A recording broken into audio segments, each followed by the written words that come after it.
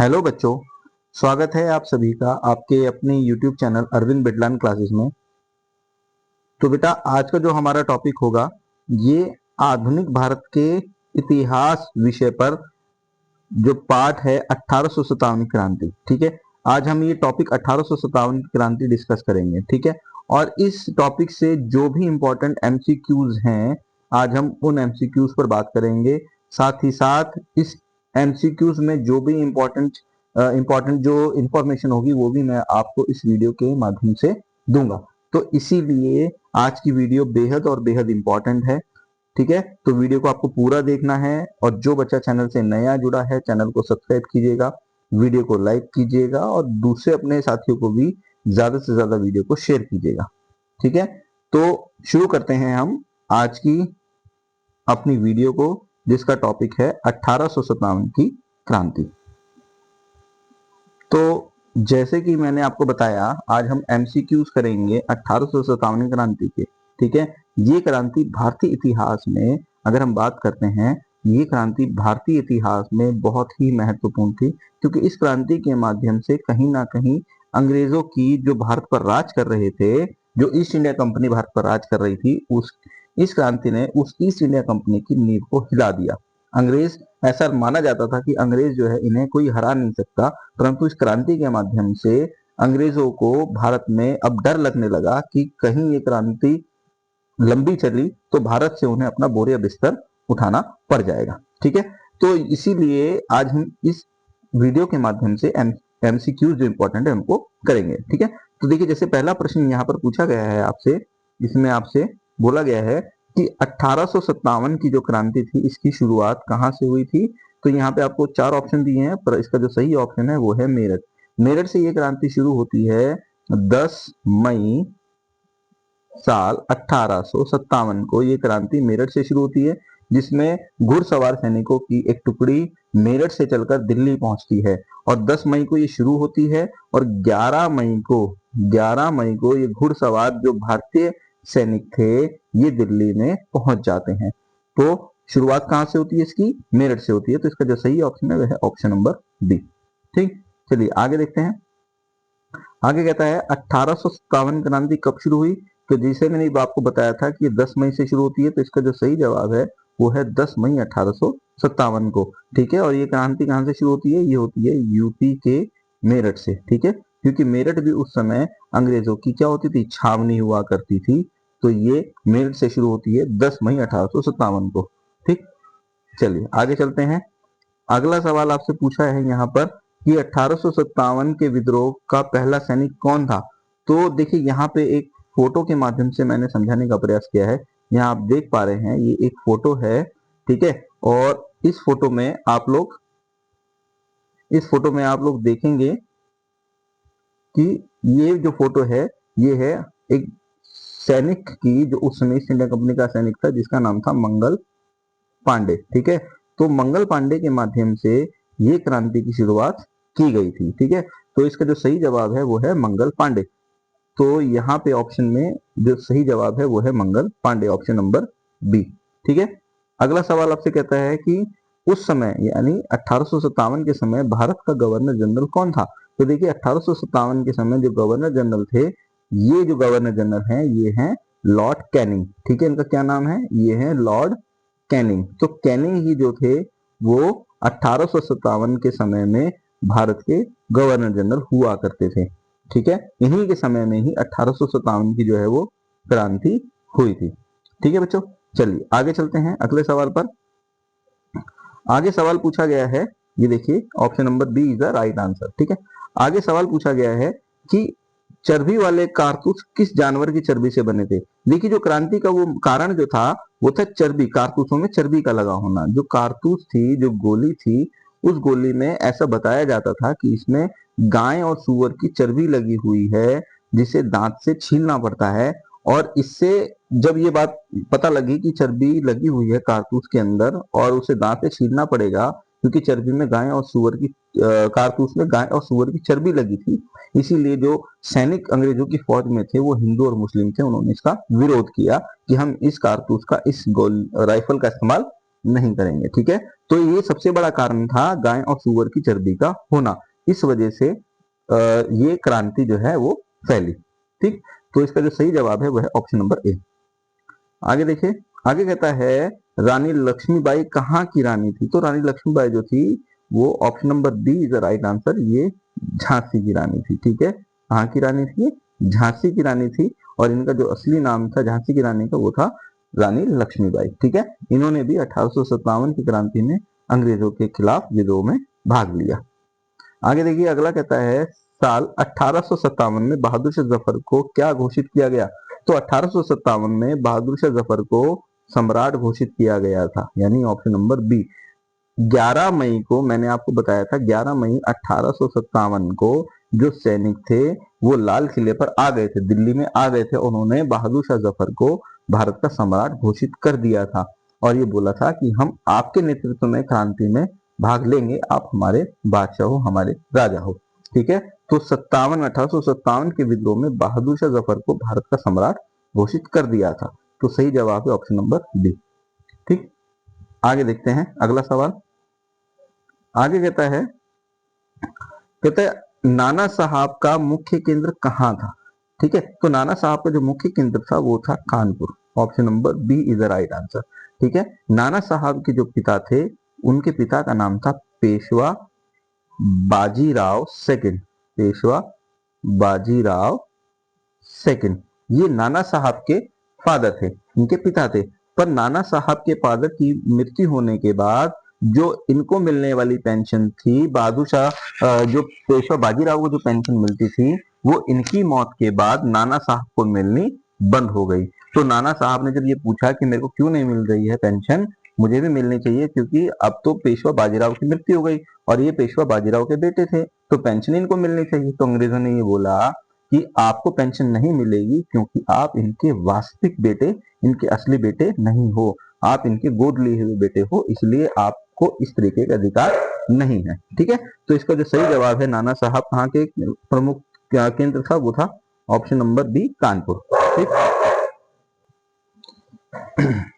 अगला प्रश्न है, कहता है तात्या टोपे किसके सहयोगी थे? ठीक है, तो तात्या टोपे जो थे ये रानी लक्ष्मीबाई के सहयोगी थे, यानी option number B. Tatya Tope का जो असली नाम था वो था रामचंद्र पांडुरंग, पांडुरंग। ठीक है, तात्या टोपे जो थे ये इनका असली नाम था, और इन्होंने भी 1857 की क्रांति में अंग्रेजों के खिलाफ युद्ध में भाग लिया और रानी लक्ष्मीबाई का इन्होंने साथ दिया। परंतु साल 1858 में इनके एक मित्र हुआ करते थे अमर सिंह, जिन्होंने इनकी मुखबरी कर दी और अंग्रेजों ने इनको पकड़कर जो है फांसी पर लटका दिया था। ठीक है, तो बहुत बहादुर व्यक्ति थे तात्या टोपे। चलिए अगला सवाल है, कहता है प्रश्न नंबर 10 में 1857 क्रांति का प्रमुख कारण क्या था? देखिए, इस क्रांति का सबसे प्रमुख कारण जो था बच्चों वो था चर्बी वाले कारतूस। इसका जो सही जवाब है वो ऑप्शन नंबर सी है, चर्बी वाले कारतूस। क्योंकि मैंने आपको पीछे क्वेश्चन में बताया था कि जो चर्बी थी वो गाय और सुअर के लेप से बनी हुई थी, गाय और सुअर की चर्बी थी कारतूसों पे, जिसका सैनिकों ने इस्तेमाल करने से मना कर दिया था। ठीक है, तो सही जवाब है इसका ऑप्शन नंबर सी। नेक्स्ट, अब देखिए यहाँ पर पूछा गया हमसे कुंवर सिंह जो थे वो कहाँ के नेता थे? कुंवर सिंह भी जो थे ये एक जमींदार थे। ठीक है, ये एक जमींदार थे और ये 80 साल के बुजुर्ग थे। ठीक है, इन्होंने भी अंग्रेजों के खिलाफ युद्ध में भाग लिया। तो यहाँ पर आप देख रहे हैं कुंवर सिंह की एक इमेज ली गई है, यहाँ पर इस तरीके से ये दिखते थे। ठीक है, तो ये कहाँ के थे कुंवर सिंह? इसका जो सही जवाब है वह है ऑप्शन नंबर ए बिहार, ये बिहार के जगदीशपुर जगह से संबंधित थे। ठीक है, चलिए आगे देखते हैं। कहते हैं 1857 क्रांति को क्या कहा जाता है? इसको कहा जाता है स्वतंत्रता संग्राम, यानी प्रथम स्वतंत्रता संग्राम 1857 क्रांति को कहा जाता है। Option number B is the right answer. Next, आगे कहता है 1857 क्रांति के समय मुगल बादशाह कौन थे? तो अभी मैंने आपको बताया था मुगल बादशाह उस समय बहादुर शाह जफर थे। ये देखिए इनकी फोटो है, ये भी काफी बुजुर्ग थे, तो सिपाहियों ने इनको भारत का सम्राट घोषित कर दिया था। ये बहादुर शाह जफर की फोटो है। ठीक है, ये लाल किले में बैठते थे और बहुत बुजुर्ग व्यक्ति थे, परंतु सिपाहियों के कहने से ही इन्होंने 1857 क्रांति में भाग लिया था। देखिए यहाँ आप देख रहे हैं ये हुक्का टाइप का है, ये वो पीते थे आराम से बैठ के 1857 क्रांति में, लाल किले में बैठते थे और ये इस तरीके से ये इनकी पोशाक और इस तरीके से दिखते थे। ठीक है, चलिए आगे चलते हैं। तो उसका जो सही जवाब है वो बहादुर शाह जफर है, ऑप्शन नंबर बी। नेक्स्ट आगे कहता है प्रश्न नंबर 14 में 1857 क्रांति का अंत कब हुआ? तो इसका जो सही जवाब है ऑप्शन नंबर डी, साल 1858 में इस क्रांति को अंग्रेजों ने कुचल दिया। ठीक, आगे देखें। आगे कहता है अंग्रेजों ने 1857 के बाद किसका शासन जो समाप्त हो गया? 1857 क्रांति के बाद किसका शासन समाप्त हो गया? तो अंग्रेजों ने 1857 क्रांति के बाद किसका शासन समाप्त किया? क्वेश्चन में कह रहा है समाप्त किया। तो अंग्रेजों ने सबसे पहले जब 1857 की जो क्रांति होती है उसके बाद मुगल जो सत्ता थी उसको अंग्रेजों ने जो है वो समाप्त कर दिया। ठीक है, क्योंकि बहादुर शाह जफर के जो बेटे थे, ये बहादुर शाह जफर के जो बेटे थे, अंग्रेजों ने क्या किया? इनको गिरफ्तार कर लिया और इनको रंगून भेज दिया, वहां जेल में बंद कर दिया। और इनके जो बेटे थे उनको अंग्रेजों ने इन्हीं की आंखों के सामने गोली मारकर उनको जो है उनको मृत्यु दंड दे दिया। और इनके बेटे की मौत के बाद, इनके बच्चों की मौत के बाद कोई भी मुगल सत्ता में कोई उत्तराधिकारी बचा ही नहीं, क्योंकि इनको जेल में अंग्रेजों ने बंद कर दिया और इनके बेटों को मार दिया। तो इनकी सत्ता को पूरी तरीके से अंग्रेजों ने खत्म कर दिया था 1857 की क्रांति में। ठीक है, चलिए अब देखिए आगे कहता है 1857 के विद्रोह में अवध का नेता कौन था? तो देखिए 1857 के विद्रोह में अवध का नेता कौन था? ये देखिए यहाँ पे जो फोटो आई है, ये देखिए ये है बेगम हजरत महल की। ठीक है, ये किसकी है? बेगम हजरत महल की। ठीक है, तो ये बेगम हजरत महल है। ये एक तरीके से अवध के जो नवाब थे वाजिद अली शाह, ये उनकी बेगम है। तो वाजिद अली शाह को अंग्रेज जो है वो सत्ता से हटाकर उनको जो है निर्कासित कर देते हैं। तो बेगम हजरत महल जो है, ये है बेगम हजरत महल। ये अपने बेटे ब्रिटिश कादिर को गद्दी पर बिठाती है और अंग्रेजों के खिलाफ जो है लड़ाई में साथियों के साथ, हिंदुस्तानी सिपाहियों के साथ वो भाग लेती है। ठीक है, तो ये है बेगम हजरत महल। इसका जो सही जवाब है option number B, Begum Hazrat Mahal. और ये कहाँ से जुड़ी थी? ये जुड़ी थी अवध से। ठीक है, अवध, या हम बोल सकते हैं लखनऊ, लखनऊ। ठीक है, चलिए आगे देखते हैं। कहता है 1857 की क्रांति, 1857 की क्रांति के बाद भारत का शासन किसके हाथ में आ गया? तो भारत का जो शासन था वो आ गया ब्रिटिश क्राउन यानी राजा और रानी के हाथ में आ गया। तो 1857 क्रांति के बाद जो ईस्ट इंडिया कंपनी थी इसका शासन समाप्त हो गया।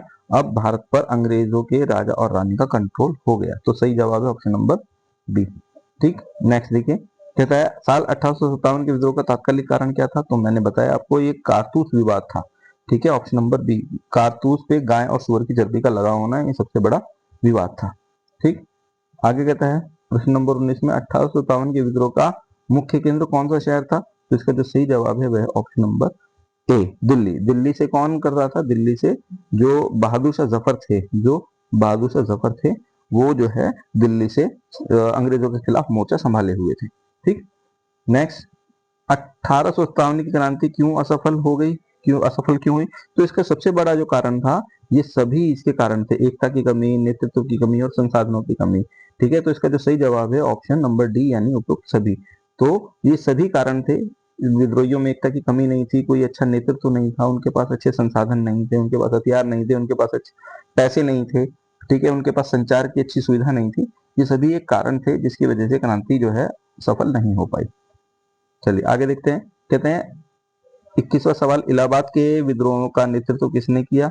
तो देखिए इलाहाबाद से जो विद्रोह कर रहे थे वो कर रहे थे ऑप्शन नंबर ए, मौलवी लियाकत अली। ठीक है, मौलवी लियाकत अली जो है ये 1857 की विद्रोह में इलाहाबाद से विद्रोह का नेतृत्व कर रहे थे। ठीक, चलिए आगे देखिए। प्रश्न नंबर 22 में कहता है फैजाबाद के विद्रोह का नेतृत्व किसने किया? तो इसका सही जवाब होगा option number A, Ahmadullah Shah. ठीक है, तो ये कौन थे? ये एक मौलवी थे, ये एक मौलवी थे और ये अपना रूप बदलने में काफी माहिर हुआ करते थे। इन्होंने अंग्रेजों को परेशान करने के लिए ये जो है अपना रूप बदलते थे, अपना भेष बदलकर अंग्रेजों के जो है खिलाफ ये रहते थे। ठीक है, तो इसीलिए अंग्रेजों ने इन्हें पकड़वाने के लिए किसने 50,000 रुपए का इनाम रख दिया था कि कोई भी व्यक्ति अगर इनकी सूचना देगा तो उसको 50,000 रुपए जो है इनाम में मिलेंगे, क्योंकि ये अंग्रेजों के हाथ में नहीं आते थे। तो फैजाबाद से ये मौलवी अहमदुल्ला शाह जो है ये अंग्रेजों का विरोध कर रहे थे। ठीक है, हालांकि इनको बाद में पकड़ लिया गया था और पकड़ने के बाद इनको जो है फांसी पर लटका दिया था। ठीक है, बट इन्होंने अंग्रेजों का बहुत डट के जो है सामना किया। ठीक, चलिए आगे देखिए, प्रश्न नंबर 23, बरेली में विद्रोह का नेतृत्व किसने किया? तो इसका जो सही जवाब है वो है खान बहादुर खान। तो इन्होंने, ऑप्शन नंबर ए, इन्होंने बरेली से अंग्रेजों के खिलाफ विद्रोह का नेतृत्व किया। ठीक, आगे है प्रश्न नंबर 24, अंग्रेजों ने 1857 के विद्रोह को क्या कहा? तो अंग्रेजों ने 1857 के विद्रोह को बोला ये एक सिपाही विद्रोह था।